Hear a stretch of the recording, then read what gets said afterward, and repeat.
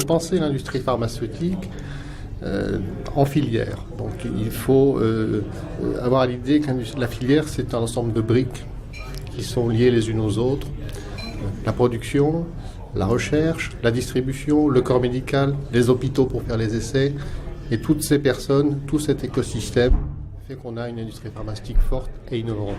Si on cherche à enlever un élément, les usines, parce qu'il faut faire des économies sur les coûts de production par exemple, on déséquilibre le système et on asséchera la filière. C'est ça l'idée qu'il faut, surtout la mauvaise idée qu'on pourrait avoir des politiques, c'est de dire c'est pas grave que les médicaments soient faits, soient délocalisés. Si, c'est grave. Si on n'a plus les usines, on perdra tout le reste. Donc il faut que cette industrie, elle soit maintenue dans sa filière, dans son écosystème, parce qu'en plus l'écosystème c'est élargi, c'est une population, des formations, des emplois, un réseau entretenu, des fournisseurs. Donc, tout est cohérent. Et cette industrie qui est encore forte, mais qui peut effectivement présenter des signes d'inquiétude, si on laisse faire un petit peu comme ça les départs et si on n'incite pas les acteurs à réinvestir en France, on perdra progressivement cette filière. C'est ça le message qu'on est venu faire passer ce soir. Alors, des études ont été faites par le LEM qui a missionné des cabinets spécialisés, de consultants, pour étudier justement la mutation des emplois.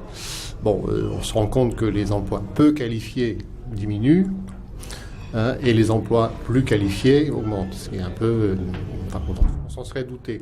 Après, on peut dire dans quel secteur. C'est sûr, ce sont les emplois de production peu qualifiés qui diminuent parce que les machines sont plus automatiques, parce que les lignes sont numérisées, parce qu'on a besoin maintenant de conducteurs de lignes très expérimentés avec beaucoup de compétences pour conduire tout un process tout seul, et on n'est plus sur des lignes où on fait des tâches manuelles répétitives. Donc, c'est pour ça que ces emplois-là vont disparaître.